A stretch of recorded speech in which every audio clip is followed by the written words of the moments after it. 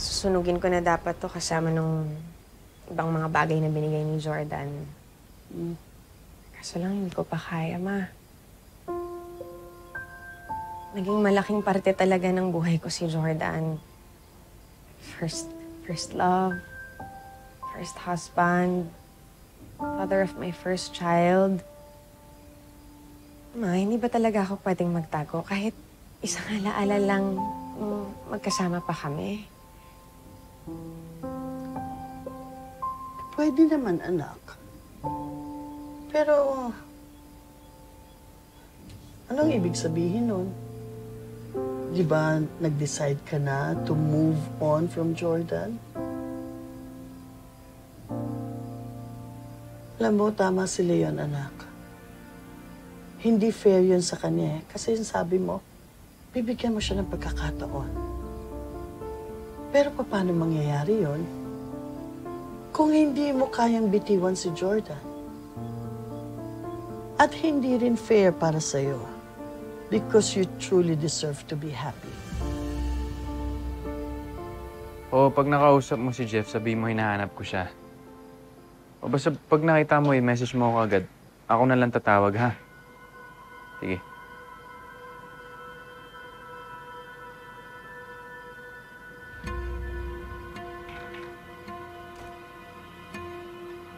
Oh! Iba damit mo? Oo, kasi natapunan yung damit ko kanina ng coffee kaya nagpalit ako. Ikaw, okay ka lang? Si Jeff hindi sumasagot sa akin. Kanina ko pa siya ina-update sa mangyayari bukas. Pati si Evan kanina, wala to eh. Baka naman napagod lang siya kaya nag-day off. Di ganun si Jeff eh. Ewan ko ba, bigla ako nag-alala. Di bali, pag ito hindi pa sumagot, itatrack ko na yung kotse niya. Ha? Ano yan? Ito. It's a car tracker app.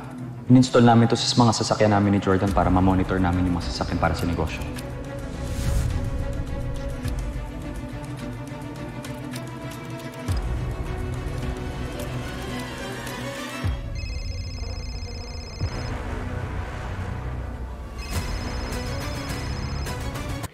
One last call.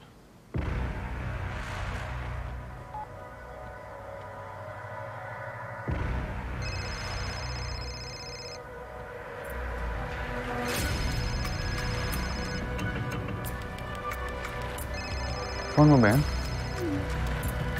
Oo, si Leslie kasi sobrang clingy talaga ng babaeng yun. Grabe. Han, speaking of clingy, sobra naman yata yung itatrack mo pa yung kotse ni Jeff. Malay mo, nagliliwaliw lang siya. O kaya may ka-date. O makapanira ka pa ng diskarte. Oo. Baka tama ka nga. Hindi ko nga alam ba't bigla ako nauuwi bigla eh. Siguro after na nangyari sa inyo ng anak natin, every time na yung wala akong makontak sa inyo, naisip ko may nangyayari masama agad. Don't worry, Han. It's never gonna happen again. Lalong-lalo na kay Jeff. Okay? Okay lang. Hanggang ngayon, kumakapit ka pa rin sa alaala niyo ni Jordan, samantalang malapit na siyang ikasal sa iba.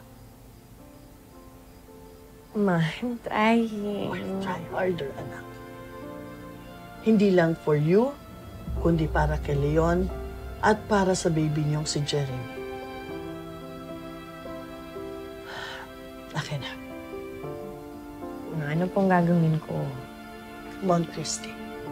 Give that to me.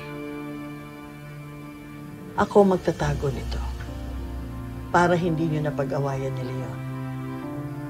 At pagkatapos pag-usapan niyo yung problema niyo tungkol kay Jordan.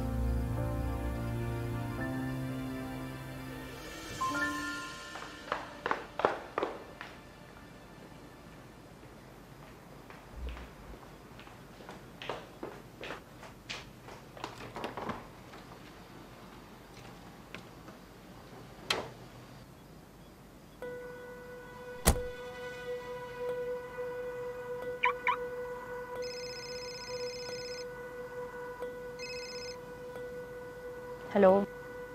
Hello, Leslie. Ano, nagawa mo na? Pauwi ka na? Opo, madam. Naiwan ko na yung kotse dito sa airport. Shaira, last na to ha. Bayad na ako sa atraso ko sa'yo. Ayoko nang ma-involve pa sa gagawin mo kay Jeff. Oo na, noted. Basta, palitan mo yung bandage niya bukas ha. Tapos kapag nagising, huwag mo munang pakainin, bigyan mo ng tubig, tapos observe mo muna. Leslie, tingin mo ba talaga maasikaso ko parang ganyan si Jeff? Ang dami ko pang kailangang ayusin. I'm supposed to be finalizing my wedding. Tapos ano, kailangan ko pa asikasuhin yan si Jeff? At ito pa, meron tayo isang problema. Hinahanap siya ni Jordan. Hindi mapakali si Jordan nang hindi niya nakakontak ng kapatid niya. Ano? Sabi ko naman sa'yo, mabubuking tayo ni Jordan eh. Hindi. Sige na, ako na bahala. May naisip akong idea para tumigil na siya kakahanap sa kapatid niya. O sige na, babay.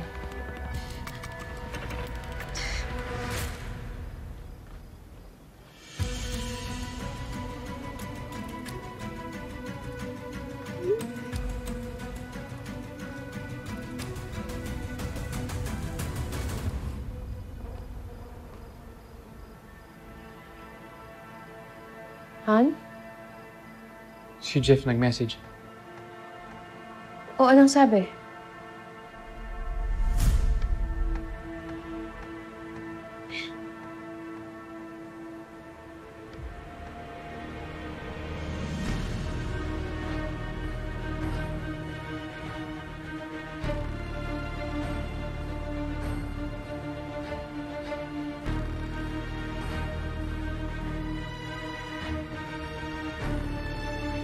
What? Kung maintindihan, akala ko ba okay na tayong tatlo? Han, I'm sorry. I didn't mean na makagulo sa inyong dalawang magkapatid.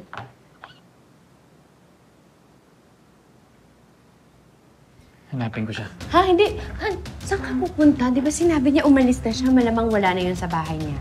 Pero malalaman ko kung saan siya pumunta.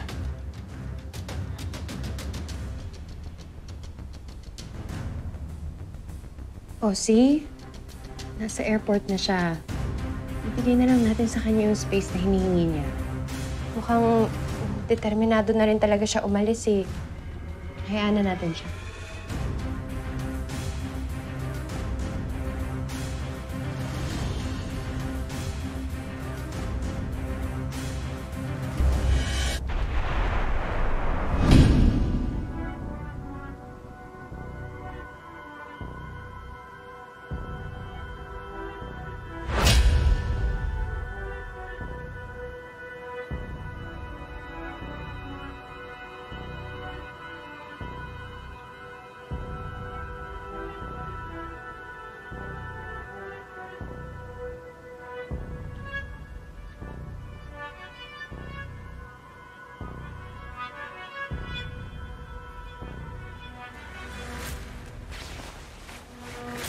Mm.